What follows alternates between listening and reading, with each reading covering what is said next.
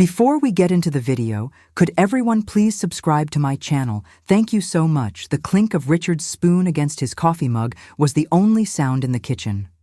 Morning light poured in through the window, soft and indifferent, touching everything except the space between us. After 40 years together, silence had become its own language, sharp, heavy, familiar. I sat across from him, my hands folded in my lap, waiting for whatever he had been working up the nerve to say. When it came, it was almost casual. "If I'm honest," he said, eyes fixed on the steam rising from his cup, "I regret marrying you." No anger, no hesitation, just a statement of fact. I didn't speak. I didn't ask why or how long he had felt that way. I just sat there, every sound in the world dimming until it was only his voice echoing in my head. "I regret marrying you." Something inside me, a small, stubborn light that had kept burning through years of quiet disappointments, flickered once, then went out. I stood slowly, steadying myself against the edge of the table. My voice wouldn't have worked even if I'd tried to use it. Upstairs, everything looked the same. Our bed was neatly made, his cufflinks in the tray by the mirror, my robe hanging behind the door. But it all felt borrowed, like I was walking through a museum of someone else's life. 40 years of habit, of compromise, of telling myself that love was steady, even when it was silent. I opened the closet and took out the suitcase I hadn't touched in years. It had dust on the zipper. Every movement felt deliberate. Fold, breathe, fold again. I wasn't running away. I was simply stopping where I stood. I packed with care, not because I planned to come back, but because I still respected what we once were. When I reached for my diary, my one private truth, I hesitated. That little book held everything I'd never said aloud, every humiliation disguised as patience, every apology I'd given to keep the peace, every time I'd swallowed my hurt and called it love. For a moment, I thought about taking it with me. Then I changed my mind. I placed it gently in the nightstand drawer. Maybe it belonged here in this house of unfinished conversations and half-lived years. When I came downstairs, Richard was still sitting at the table, staring into his coffee. He didn't ask where I was going. He didn't try to stop me. His stillness said everything. This was easier for him than admitting what had been gone for years. I picked up my keys and walked out the door without a sound. The air outside was crisp, the sun sharp and unfeeling. I thought the world might look different now that mine had cracked open. But it didn't. Cars passed. A dog barked somewhere. Someone laughed. The world doesn't stop for heartbreak. It just keeps moving. I didn't slam the door. I didn't leave a note. I just left with everything I needed and none of what I didn't. The truth is, I had been preparing for this without knowing it. The way I'd started sleeping closer to my side of the bed. The way I'd stopped setting 2 mugs out for coffee. The way I'd learned to fill the silences with small sounds, music, the whir of the dishwasher. Anything but the reminder that he and I had stopped speaking in ways that mattered. When I first met Richard, he wasn't cruel or careless. He was the kind of man who made me feel safe, steady, reliable, always in control. I was 22 then, full of bright ideas and faith in forever. He was 25, already running his father's hardware business, already the kind of man who never forgot a bill or a birthday. I thought that steadiness was love. Maybe it was at first. We married in the spring. He built our dining table by hand. I wore my sister's dress. We didn't have much, but we had enough. I left my job when our daughter Grace was born. And again, when our son Daniel arrived, I told myself it wasn't a sacrifice. It was love. That was what women did. Richard worked long hours. I ran the house. We became a quiet machine that kept life moving. Raising kids, paying bills, staying busy. For years, that was enough. I made Sunday pancakes, matched socks, remembered every birthday, packed every lunch. He filled my gas tank before storms and changed the light bulbs I couldn't reach. He was dependable, and I mistook that for devotion. But dependability isn't intimacy. Somewhere along the way, the small gestures stopped meaning what they used to. We stopped touching in the hallways, stopped laughing at nothing, stopped seeing each other. We just existed side by side like bookends holding up a story that had already ended. When the kids left home, I thought we'd finally rediscover each other. Maybe travel, take up gardening, learn to be a couple again. Instead, the silence deepened. Richard filled it with news channels and spreadsheets. I filled it with chores, recipes, and hope. I told myself every marriage went through this, that love changed shape with time. I just didn't realize it could hollow out completely and still look the same on the outside. So when he finally said the words, "I regret marrying you," it wasn't a shock. It was confirmation. The ending had already happened. He'd just given it a name. That night, I drove with no real destination in mind. The roads blurred. The radio hummed, and I thought about all the years I'd spent trying to earn something that should have been freely given. Love, respect, partnership. I wasn't angry yet. Anger would come later. For now, I just felt empty, like a woman who had mistaken endurance for devotion and finally realized the difference. By the time I stopped for gas on the edge of town, the sun was setting. I caught my reflection in the window. Tired eyes, a faint smudge of mascara, a woman I barely recognized. I didn't look broken, just done. And maybe that was the beginning. It didn't happen overnight. Losing a marriage, it happens in tiny, almost invisible ways. The slow fading of warmth, the quiet unlearning of how to reach for one another. I used to think breaking up meant shouting, tears, and slammed doors. But that's not how it was with Richard. Ours was quieter. More like dust settling after years of pretending not to notice the cracks. I can trace it back to small things, moments that didn't seem like much at the time, but now feel like signs I ignored. It was our 25th wedding anniversary. Grace and Daniel had flown in, and my best friend Nora helped me plan a little dinner party. I wore a blue dress Richard once said made my eyes look brighter. I curled my hair, lit candles, and used the wedding china. He came home late, loosened his tie, muttered something about traffic, and kissed me on the cheek without really looking. During dinner, he was his usual charming self, talking about work, his golf buddies, the economy. People laughed, I smiled. But through it all, he never mentioned me. Not once. Not our marriage, not our years together, not the home I'd built around his long hours and tired silences. When Nora raised her glass and toasted to us, 25 years still going strong, everyone cheered. Richard stood, gave a small shrug, and said, "Well, that's a long time to tolerate anyone." Everyone laughed. I laughed too, because that's what you do when your husband turns your life into a punchline. That night, after the guests left, I washed dishes while he watched TV. I wanted to ask him what he meant by that joke, but I already knew the answer. It wasn't a joke. It was a truth he didn't even care to hide anymore. After that, the small cuts multiplied. He started interrupting me mid-sentence, finishing my thoughts with half-listened guesses. He stopped asking about my day. When I tried to share something that excited me, a book, a new recipe, a story from Nora, he'd smile politely and say, "You always get too emotional about these things." At a neighborhood barbecue, someone asked what I did with my time now that the kids were gone. Before I could answer, Richard laughed and said, "She's basically a professional warrior. Can't sit still for a second." The man chuckled. I smiled and pretended it didn't sting, but inside, something shifted. The first quiet snap of dignity breaking. He never hit me. He never yelled. That might have been easier, honestly. Instead, he withdrew 1 inch at a time until I was left standing alone in the space where our marriage used to live. He stopped making me coffee in the mornings. Stopped, saying goodnight, stopped waiting for me at the table before dinner. At first, I kept up the routines, believing they'd pull him back. His favorite meals, folded shirts, birthday surprises. I thought love could be rekindled through patience. But patience became silence, and silence became survival. I still remember the first morning he poured only 1 cup of coffee. He didn't even notice, just stirred his mug, scrolled through his phone, and left for work. I stood by the counter, staring at the empty second cup I'd set out without thinking. That was when I started writing in my diary again. At first, it was just small observations.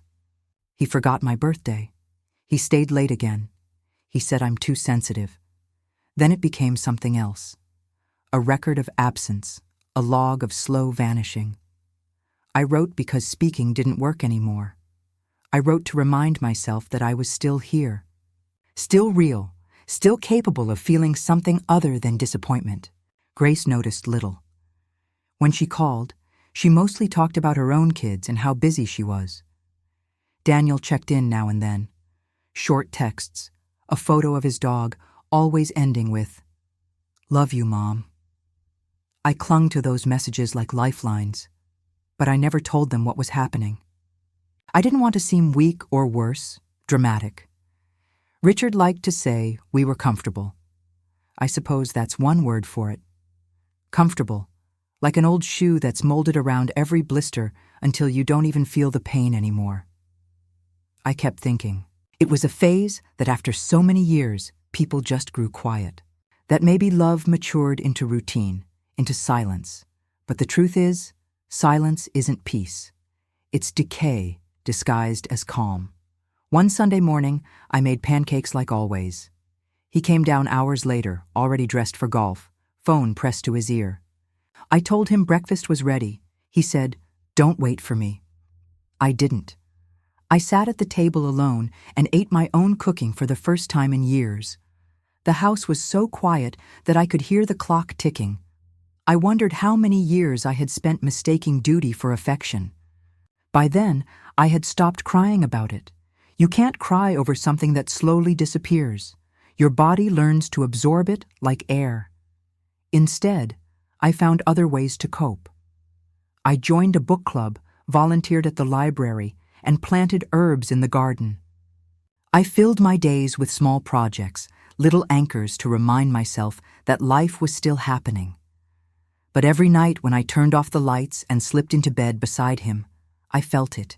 The emptiness, the unbridgeable distance between two people lying inches apart. Once I whispered, "Good night," but he didn't answer. He was awake. I knew it. The next night I stayed silent too, and so the silence became a wall we both learned to live behind. The loneliest part wasn't being ignored. It was realizing how easy it was for him, how seamless the eraser had become. I began to shrink myself without realizing it, speaking softer, asking less, occupying less space. I told myself that made me understanding, but it didn't. It just made me invisible. One afternoon, I was standing in front of the hallway mirror, adjusting my blouse before meeting Nora for coffee. I caught my own reflection and didn't recognize the woman staring back. Not because she was older, though she was, but because she looked so practiced at disappearing. That was the day I wrote in my diary, "He doesn't have to leave me to make me feel alone. He just has to stay the way he is." Looking back now, that's when the marriage truly ended. Not the morning he said he regretted marrying me. That was just the echo. The real ending came years earlier in the quiet moments when I started to disappear and he didn't even notice. It was a bright spring morning, the kind that should have felt hopeful, the kind that used to. I had spent all week preparing for a family brunch. Grace was driving in with her husband and kids. Daniel was flying home for the weekend. It had been months since we were all under one roof, and I wanted it to feel special. Not just for them, but for me. I wanted to remind myself that the life I'd built still meant something. I woke early, made blueberry muffins from scratch, laid out fresh flowers on the table, pressed linen napkins, and set the good china. Every detail mattered. I told myself this brunch could feel like before the silences, before the distance. Richard came downstairs late, already dressed in his golf shirt. He didn't look up from his phone when I said good morning. "I made your favorite quiche," I said, trying to sound cheerful. He poured himself orange juice. I'd spent my whole life trying to make them happy. Every birthday cake, every late-night laundry load, every quiet apology. And here I was, a punchline in my own home. Something shifted in me then, not a break, more like a door closing softly. I realized they didn't see me anymore. Not as a woman, not as a person, just a function. Someone who would always be there to cook, clean, smile, absorb. I took a long breath, turned off the tap, and dried my hands. The water still ran for a few seconds before fading away, like it didn't want to stop either. That night, after everyone left, I sat alone at the same table where they'd laughed. The plates were cleared. The candles burned low. Richard passed behind me on his way upstairs and patted my shoulder. "You did good today," he said. "They had a nice time," I nodded. "They did." He smiled faintly and went to bed without another word. I sat there for a long time in the quiet kitchen, listening to the hum of the refrigerator, the tick of the clock. Then I opened my diary, the same one I'd tucked away so many times before, and wrote one sentence. "I think I'm done being the joke in my own story." I didn't cry. I didn't rage. I just felt a strange calm, the kind that comes when a decision has already been made somewhere deep inside you. It wasn't the brunch that broke me. It was what it revealed, that I could disappear right in front of them and no one would notice. 3 weeks later, I began to pack. I didn't tell Richard at first. There was nothing to say that hadn't already been said in silence. I folded clothes the way I always had, only this time with purpose. My suitcase filled slowly, favorite sweaters, a few books, a framed photo of the kids when they were small. When I finally told him, he didn't even look up from the newspaper. "I'm leaving," I said. He blinked once. "What do you mean?"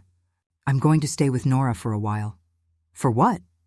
I met his eyes to remember who I am, because this, whatever this is, it isn't living. He gave a small, disbelieving laugh. "So now you're the victim?" "No," I said quietly. "Not anymore." He said nothing else. And that silence, the same silence that had filled our home for years, told me everything I needed to know. Nora's house was warm, in the way mine hadn't been for years. Not because of temperature, but because someone still cared about the air there. She didn't ask questions when I arrived. She just took my suitcase, hugged me tight, and said, "You can stay as long as you need." Her guest room was small, a twin bed, a lamp, a window that caught the late afternoon light. It smelled faintly of lemon detergent and lavender. It was simple, temporary, but for the first time in a long time it was mine. That first night, I sat on the edge of the bed, looking at the suitcase I hadn't unpacked yet. The house was quiet, but it wasn't an empty quiet. It was the kind that made room for breathing, for grief. I didn't cry that night. I just felt hollow, like someone had taken my life and scooped the middle out. I wasn't angry at Richard. I wasn't even sad in a clean, nameable way. I just didn't know what to do with myself now that no one needed me. I had spent decades moving on autopilot, meals, chores, holidays, always preparing for someone else's comfort. And suddenly there was nothing left to organize. No dinners to plan, no voice calling my name from another room, just space. At first I tried to fill it. I cleaned Nora's kitchen counters, folded laundry that didn't need folding, rearranged her bookshelf twice. She caught me once and laughed softly. "You don't have to earn your keep here," she said. But it wasn't about that. It was about control, about finding order in the middle of everything that had come undone. The mornings were the hardest. I'd wake up expecting to hear Richard downstairs, the coffee machine, the news on the radio, and then remember I wasn't there anymore. I'd lie in bed listening to the birds outside and wonder how a sound so gentle could hurt so much. 4 days in, I finally broke. It was late, past midnight. Nora had gone to bed. I found myself standing in her kitchen, staring at the window over the sink. The moonlight made everything look unfamiliar. My hands were trembling and I didn't know why. I opened the fridge, closed it again. My chest felt tight, not like panic, but like sorrow had found a home there.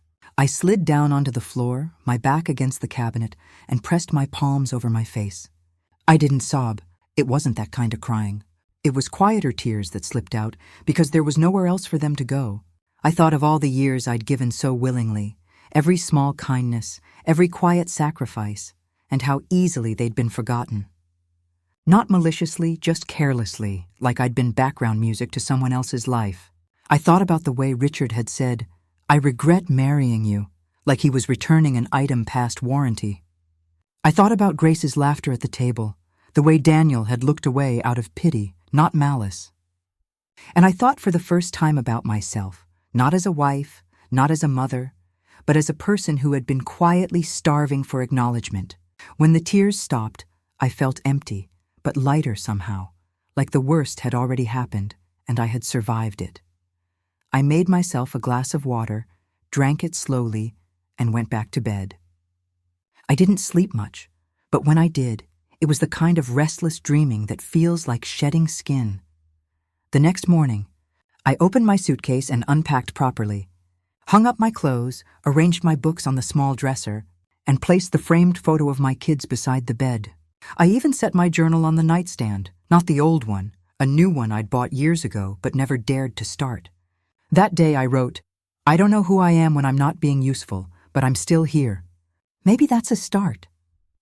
For days I drifted between numbness and small flickers of clarity. Nora checked on me without hovering. She made tea and asked if I wanted to go for walks. Sometimes I joined her. Sometimes I just sat by the window and watched the world move on without me. One rainy afternoon, I found an old page from my previous diary tucked inside my handbag, torn and folded, dated October 1993. The ink had faded, but I could still read it. "I think Richard still loves me, but I miss being looked at. Not just seen, but seen." I told him I was tired, and he said I worry too much. Maybe I do, but I just want to feel held, not managed. I stared at that line for a long time. 30 years had passed, and nothing had changed. I had been waiting for the same kind of love my younger self had already realized was slipping away. That night, I opened my new journal again and wrote, "I spent decades waiting for someone to notice I was disappearing. I think it's time I start noticing myself." It wasn't hope yet. Hope felt too bright, too far away. But it was awareness. And awareness, I've learned, is where healing starts. In the weeks that followed, I began to move differently, slowly, carefully. I went with Nora to the grocery store just to get out. The first time I walked alone down the baking aisle, I felt a strange pang of freedom. I wasn't rushing. I wasn't planning dinner for anyone else. I was just existing. When the cashier smiled and complimented my scarf, I smiled back, a real one.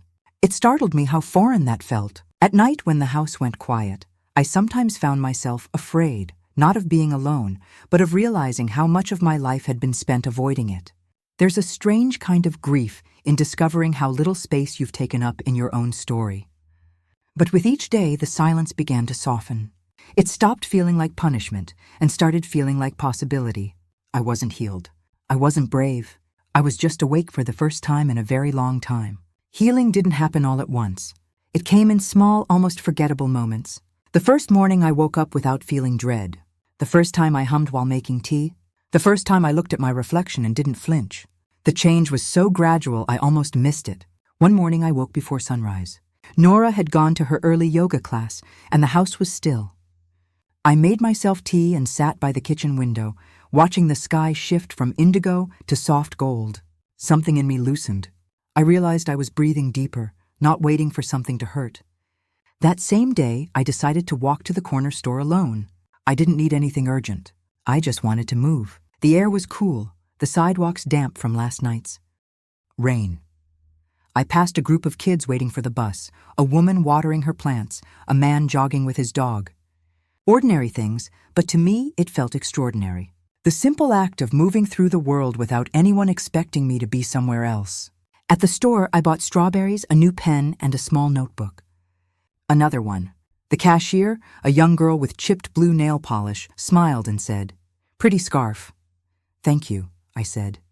It had been so long since anyone had noticed anything about me that I almost teared up right there. When I got home, I opened the notebook and wrote 3 sentences. "I'm still here. I'm learning how to live without waiting for permission. I think I'm starting to like the quiet." Nora noticed the difference before I did. "You're sitting differently," she said one evening over dinner. I laughed. "Sitting?" She nodded. "Your shoulders aren't hunched anymore. You're taking up space again."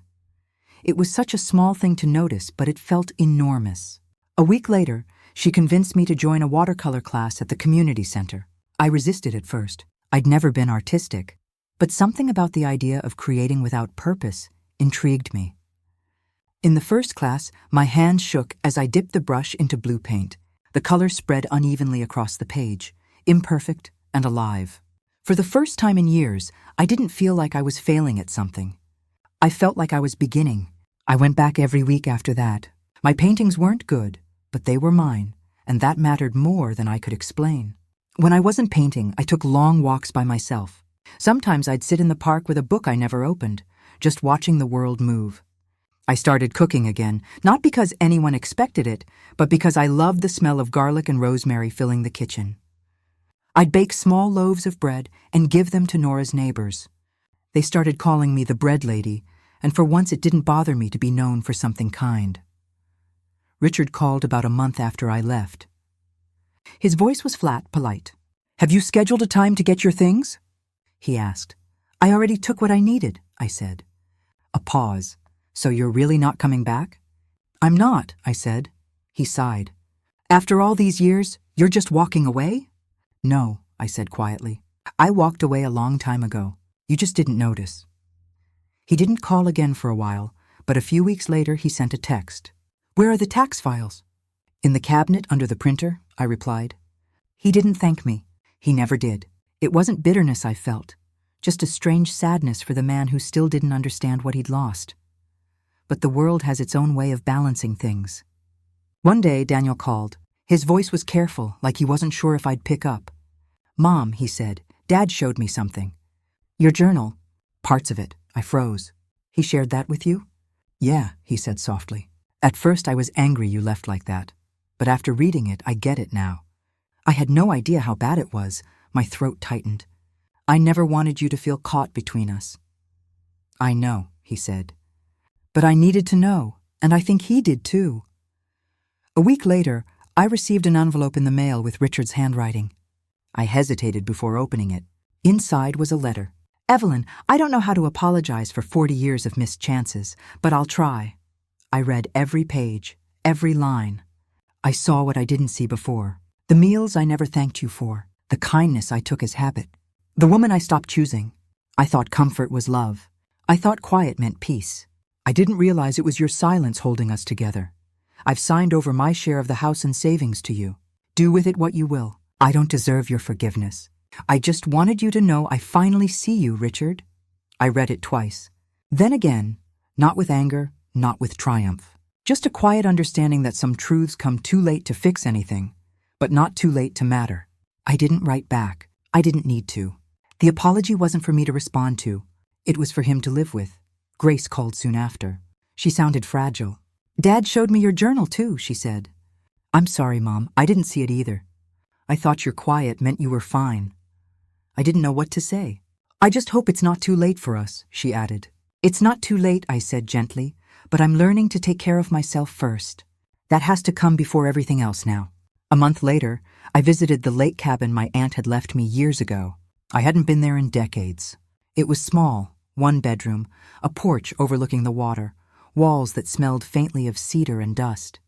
But the moment I stepped inside, something in me exhaled. I spent the weekend cleaning, opening windows, scrubbing floors. By the time I was done, the air felt alive again. I stood on the porch that evening, watching the sunset turn the lake to gold. And for the first time in years, I felt something close to peace.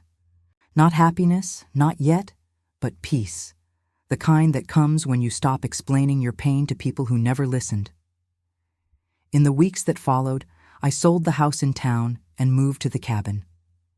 With Nora's help, I built a small studio next to it where I could paint and write. I started teaching weekend watercolor classes to women my age, most of them carrying their own quiet heartbreaks. We'd paint, talk, laugh softly. Sometimes we didn't talk at all. That was okay too. Life became quieter, simpler. I planted lavender near the porch steps, started baking again, and left my phone on silent more often than not. One evening, Grace came to visit alone. We cooked dinner together, pasta and salad, and afterward she helped me plant a new row of herbs. As the sun set, she turned to me and said, "You're stronger than I ever gave you credit for." I smiled. I just stopped pretending I wasn't. After she left, I sat by the lake with my journal on my lap. The moonlight shimmered on the water. I dipped my feet in, the coolness spreading through me like something cleansing. I thought of my younger self, the woman who stayed too long, who mistook endurance for love. I wanted to tell her that she didn't fail. She just believed too much in people who gave too little. I opened my journal and wrote, "I didn't leave to be alone. I left to be whole, and now I'm not waiting to be chosen. I choose myself." Every day and every breath, the wind rustled through the trees. Somewhere nearby, a hummingbird darted past, pausing at the lavender blooms. The sound of the lake was steady, rhythmic, alive. I closed the journal, Not because the story was over, but because I finally understood that I didn't need to keep writing to prove I existed. I was already here, alive enough.